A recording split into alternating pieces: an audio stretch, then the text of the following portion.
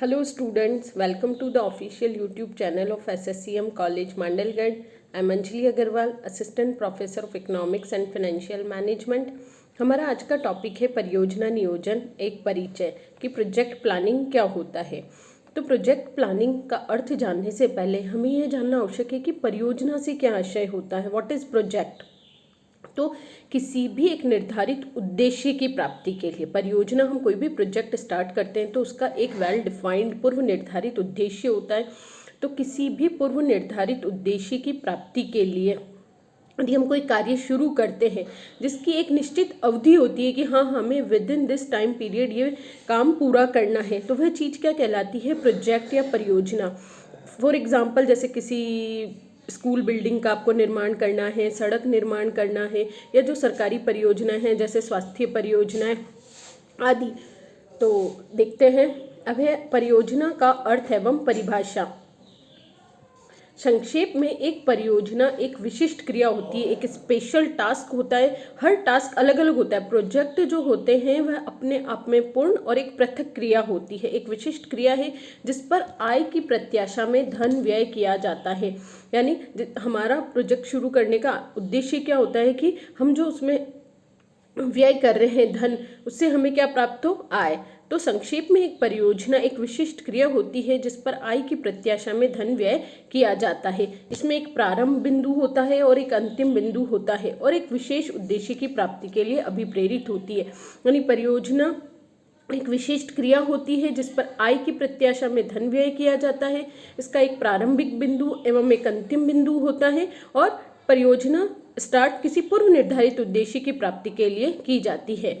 एक परियोजना की भौगोलिक स्थिति भी अलग अलग होती है जो जनसंख्या के वर्ग के लिए लाभदायक होती है। परियोजना को क्रियान्वित करने के लिए एक सत्ता होगी, यानी एक पूरी अथॉरिटी होगी जिसमें एक प्रोजेक्ट मैनेजर होगा, उसके नीचे एक पूरी टीम होगी, तो वह एक स्वतंत्र इकाई के रूप में कार्य करेगी। तो हम कह सकते हैं, और परियोजना में संसाधनों का आवंटन भी होगा जिससे परियोजना को पूरा करेंगे। अब आपको परियोजना की कुछ परिभाषाएं दी गई है। लिटिल एवं मिलरिस के अनुसार संसाधनों के विनियोजन के लिए कोई भी योजना अथवा योजना का अंश जिसे एक स्वतंत्र इकाई के रूप में उचित प्रकार से विश्लेषण एवं मूल्यांकन किया जा सके। यानी जो परियोजना है वह क्या है? एक स्वतंत्र इकाई है। जो भी प्रोजेक्ट होगा वो अपने आप में एक स्वतंत्र इकाई है। आपको और भी इसमें परिभाषाएं दी गई है। प्रबंध शब्दकोश डिक्शनरी ऑफ मैनेजमेंट के अनुसार परियोजना निश्चित समय में एक विशिष्ट उद्देश्य की प्राप्ति के लिए योजना अनुसार क्रियान्वित किए जाने वाला एक विनियोग है जो उद्देश्य की प्राप्ति पर बंद हो जाएगा। इसी तरह विश्व बैंक की, अमेरिकन परियोजना प्रबंध संस्थान की आपको अलग अलग परिभाषाएं दी गई है। यदि हम उपरोक्त सभी परिभाषाओं को अध्ययन करें तो परियोजना स्पष्ट परिभाषित उद्देश्यों की प्राप्ति के लिए एक विशिष्ट कार्य है। यानी इसके उद्देश्य पहले से वेल डिफाइंड होते हैं जिनके क्रियान्वयन हेतु कुछ समय एवं संसाधनों की आवश्यकता होती है। इसका पहले से ही एक स्वतंत्र इकाई के रूप में नियोजन एवं मूल्यांकन किया जा सकता है। तो हमने जो अभी तक परियोजना का अर्थ और परिभाषाओं का अध्ययन किया उससे हम इसकी कुछ मूल या बेसिक जो कैरेक्टरिस्टिक्स है, तो क्या कैरेक्टरिस्टिक्स हुई इसकी?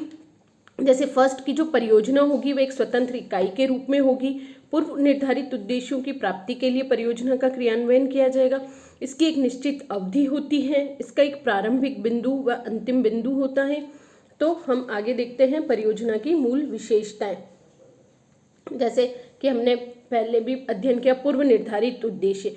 प्रत्येक परियोजना का एक विशिष्ट उद्देश्य होता है। यह उद्देश्य सामान्य आर्थिक विकास, किसी क्षेत्र का औद्योगिक विकास, किसी भी रूप में हो सकता है। और जो ही उद्देश्य की प्राप्ति हो जाती है परियोजना पूर्ण हो जाती है। नेक्स्ट है समय परिप्रेक्ष्य। समय परिप्रेक्ष्य का बताइए कि एक निर्धारित अवधि होती है। फॉर एग्जाम्पल, आपने कोई सड़क परियोजना शुरू करी है तो आपको 2 महीने में वह परियोजना का पूर्ण करना है। तो उसका एक निर्धारित समय है, एक निश्चित तिथि को वह स्टार्ट होगी और एक निश्चित तिथि को वह बंद होगी। तो एक परियोजना की एक निश्चित समय सीमा होती है, यह हमेशा के लिए जारी नहीं रह सकती है। नेक्स्ट एकल अस्तित्व। अब बताया था कि प्रत्येक परियोजना क्या है? एक स्वतंत्र इकाई होती है। उसमें एक केंद्रीय सत्ता होती है जो उसके पूर्ण होने या उद्देश्यों की प्राप्ति के लिए पूर्ण रूप से उत्तरदायी होती है। नेक्स्ट है आपका संसाधन। एक परियोजना में एक और संसाधनों का आवंटन और उपभोग सन्निहित है, तो दूसरी ओर वे स्रोत जिनसे संसाधनों का सृजन किया जाएगा कि इनकी पहचान की जाती है। संसाधनों का आवंटन होगा।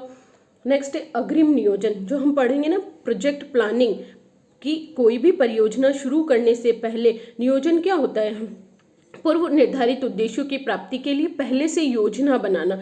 तो इस परियोजना में भी पूर्व योजना बनाई जाती है कि प्रोजेक्ट कब स्टार्ट होगा, कब खत्म होगा, किन किन साधनों का उपयोग होगा, किन उद्देश्यों की प्राप्ति के लिए परियोजना का क्रियान्वयन किया जा रहा है आदि।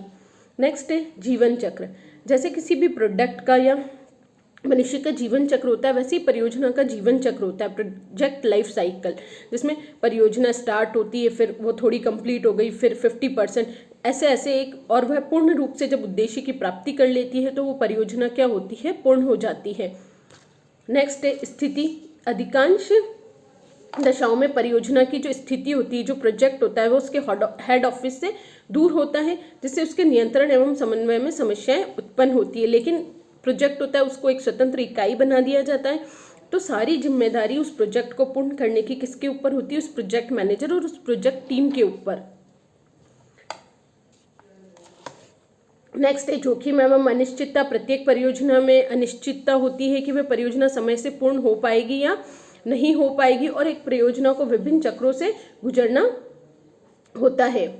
अब नेक्स्ट है आपके परियोजना के उद्देश्य। कोई भी परियोजना पूर्व निर्धारित उद्देश्यों की प्राप्ति के लिए ही शुरू की जाती है, तो परियोजना उद्देश्य नियोजन चक्र में एक महत्वपूर्ण तत्व है। सर्वप्रथम हम उद्देश्य निर्धारित करते हैं कि किन उद्देश्यों की प्राप्ति के लिए परियोजना का क्रियान्वयन किया जा रहा है। तो इसमें हम देखेंगे, जैसे इन्होंने बताया है, फर्स्ट, परियोजनाओं को एक विशिष्ट समय में विशिष्ट परिणामों को प्राप्त करने के उद्देश्य से प्रारंभ किया जाता है। इसलिए परियोजना उद्देश्यों का लक्ष्य परियोजना की समय दर, उसकी लागत और लाभ पर पूर्ण करना है।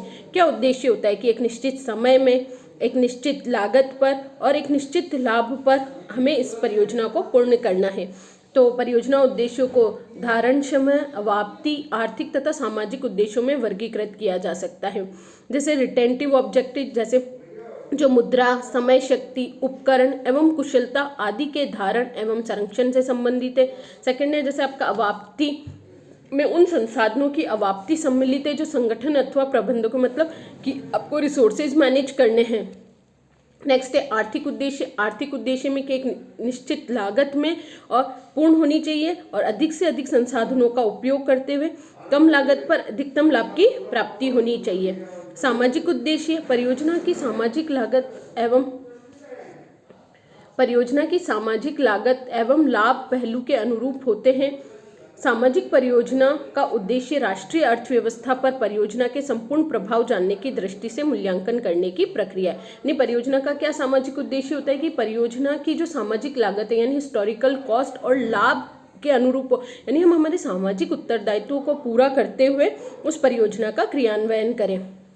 नेक्स्ट है अब आपके परियोजना का वर्गीकरण, टाइप्स या क्लासिफिकेशन ऑफ प्रोजेक्ट्स, कि प्रोजेक्ट्स किस तरह के होते हैं, कि कितने प्रकार होते हैं। तो विभिन्न विद्वानों ने परियोजना को विभिन्न प्रकार से वर्गीकृत किया है। लिटिल एवं मिडलिस ने परियोजना के दो प्रमुख वर्ग बताए हैं, परिमाणवाचक और गैर परिमाणवाचक, यानी quantifiable and non quantifiable projects. जो क्वांटिफाइबल प्रोजेक्ट्स होते हैं उन्हें हम लाभ के आधार पर मेजर कर सकते हैं। नॉन क्वांटिफाइबल प्रोजेक्ट जैसे जो कोई स्वास्थ्य परियोजना है, शिक्षा परियोजनाएं हैं, जिन्हें हम क्वांटिफाई नहीं कर सकते हैं, तो वह परियोजनाएं गैर परिमाणवाचक परियोजनाएं कहलाती है। अब आगे इनका हम विस्तृत वर्णन देखते हैं। परिमाणवाचक एवं गैर परिमाणवाचक परियोजनाएं वे परियोजनाएं होती है जिनमें लाभों का विश्वसनीय मूल्यांकन किया जा सकता है। गैर परिमाणवाचक परियोजनाएं वे होती है जिनके लाभों का विश्वसनीय मूल्यांकन संभव नहीं होता है। जैसे स्वास्थ्य, शिक्षा एवं सुरक्षा संबंधी परियोजनाएं हमारी किस में आती है, नॉन क्वांटिफाइबल प्रोजेक्ट्स। नेक्स्ट है आपका क्षेत्रीय परियोजनाएं। भारत में योजना आयोग ने परियोजनाओं के वर्गीकरण का क्षेत्रीय आधार स्वीकार किया है। जो सेक्टोरल प्रोजेक्ट होते हैं, जैसे एग्रीकल्चर रिलेटेड प्रोजेक्ट है तो कृषि संबंधित प्रोजेक्ट, सिंचाई एवं विद्युत क्षेत्र, उद्योग एवं खनन क्षेत्र से संबंधित, यातायात से सामाजिक सेवा, विविध क्षेत्र, तो क्षेत्र के आधार पर जब परियोजनाओं का वर्गीकरण किया जाता है तो वह परियोजनाएं क्या कहलाती है? क्षेत्रीय परियोजनाएं। नेक्स्ट है आपका तकनीकी या आर्थिक परियोजनाएं। जब तकनीकी और आर्थिक परियोजनाओं के आधार पर भी परियोजनाओं को वर्गीकृत किया जाता है। ऐसे वर्गीकरण को 3 श्रेणी में रखा गया है। फर्स्ट है कारक या सघन जनित, फैक्टर इंटेंसिटी ओरिएंटेड प्रोजेक्ट में तीव्रता या प्रबलता को वर्गीकरण का आधार माना जाता है। अगर जैसे कैपिटल इंटेंसिव प्रोजेक्ट्स है, यानी जिसमें ज़्यादा से ज़्यादा वो पूंजी पर आधारित परियोजना है, जिसमें कैपिटल इन्वेस्टमेंट बहुत ज़्यादा है। सेकेंड है श्रम सघन परियोजना। तो श्रम सघन परियोजना वो होती है जिसमें श्रम की हमें अधिकाधिक यूज होगा, मतलब श्रम का उपयोग अधिक होगा, पूंजी का उपयोग कम होगा। और पूंजी आधारित परियोजना है जिसमें पूंजी का उपयोग अधिक होगा। श्रम आधारित परियोजना वे हो सकती है जिनमें संयंत्र एवं मशीनरी के आधार पर मानव संसाधनों का बड़ी मात्रा में विनियोजन की आवश्यकता होती है। नेक्स्ट है आपका कारणत्व जनित वर्गीकरण, कॉजेशन ओरिएंटेड क्लासिफिकेशन। अब इसमें कारण पर आधारित परियोजनाएं हैं, जैसे मांग आधारित परियोजनाएं अथवा कच्ची सामग्री आधारित परियोजनाओं में परियोजनाओं को प्रारंभ करने में कुछ माल या सेवाओं की अनुपलब्धता एवं उनकी मांग अथवा कच्ची सामग्री उसमें प्रमुख कारण होते हैं कि रॉ मटेरियल उपलब्ध होगा या नहीं होगा, या फिर अगर रॉ मटेरियल उपलब्ध है तो हम जो प्रोजेक्ट बना रहे, जो हम वस्तु का निर्माण करें तो उसकी क्या मांग रहेगी। आकार जनित वर्गीकरण में विनियोग के आकार का वर्गीकरण का आधार होता है, जैसे कि लार्ज स्केल का प्रोजेक्ट है, मीडियम स्केल प्रोजेक्ट है, स्मॉल स्केल प्रोजेक्ट है, तो हम आकार के आधार पर भी परियोजनाओं को वर्गीकृत कर सकते हैं। नेक्स्ट है वित्तीय संस्थाओं का वर्गीकरण। ऐसी परियोजनाओं को 2 भागों में रखा गया है, लाभ जनित और सेवा जनित। इनका विवेचन इस प्रकार है। लाभ जनित परियोजनाएं यानी जिनका उद्देश्य लाभ कमाना होता है, जैसे कोई न्यू प्रोजेक्ट आप स्टार्ट कर रहे हैं, किसी नए उत्पाद जिसकी ग्राहकों की मांग है और ऐसे बाजार में विद्यमान उत्पाद जिसकी मांग उसकी पूर्ति से अधिक है, तो उसके लिए हम क्या करेंगे, और नया प्रोजेक्ट मतलब प्रोडक्ट की कैपेसिटी, जो हमारा एग्जिस्टिंग प्लांट है उसकी आप कैपेसिटी बढ़ाओगे या आप नया प्लांट लगाओगे, तो ये परियोजना कहलाती है लाभजनित परियोजना। यानी हम पूर्ति के अनुसार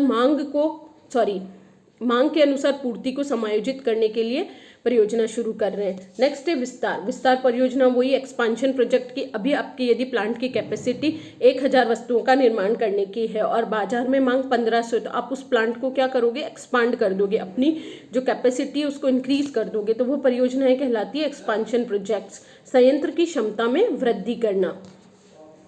नेक्स्ट है मॉडर्नाइजेशन प्रोजेक्ट, यानी अभी आप किसी पुरानी तकनीक का उपयोग करके उत्पाद का निर्माण कर रहे थे, तो अब नवीन प्रौद्योगिकी का विकास हो गया, तो हम नवीन तकनीक का उपयोग करते हुए, यानी जैसे मशीनरी, पहले आप लेबर इंटेंसिव था आपका प्रोजेक्ट, अब उसके रिलेटेड यदि बाजार में मशीन उपलब्ध है तो आप मशीन इंस्टॉल करोगे, तो वो आप क्या कर रहे हो, अपने पुराने प्लांट का मॉडर्नाइजेशन कर रहे हो, तो वो क्या कहलाएगी, आधुनिक परियोजना या मॉडर्नाइजेशन प्रोजेक्ट।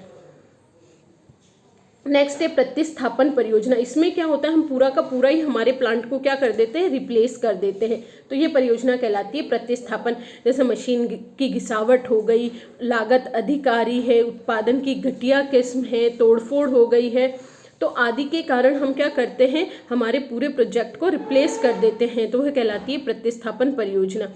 प्रतिस्थापन परियोजना तथा आधुनिकीकरण परियोजना में यह अंतर है कि प्रतिस्थापन परियोजना का उद्देश्य उसी या उच्च क्षमता की पुनः प्राप्ति है, जबकि आधुनिकीकरण में हम क्या करते हैं, हम नई मशीनों का उपयोग करते हैं, नई तकनीक का उपयोग करते हैं।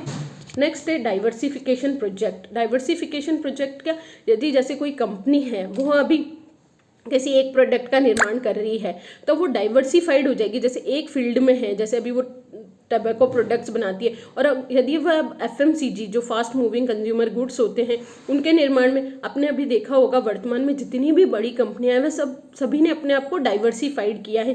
पहले जैसे वह केवल एक रिलायंस का ही हम एग्जाम्पल लें, तो रिलायंस ने अपने आप के बहुत डाइवर्स, वो रिलायंस आज आपके क्लोथ मार्केट में भी है, FMCG में भी है, टेक्नोलॉजी में भी है, तो ये कहलाता है डाइवर्सिफिकेशन। जब एक निर्माता एक से अधिक उत्पादों को प्रस्तुत करता है तो इसे उत्पाद विविधीकरण कहते हैं।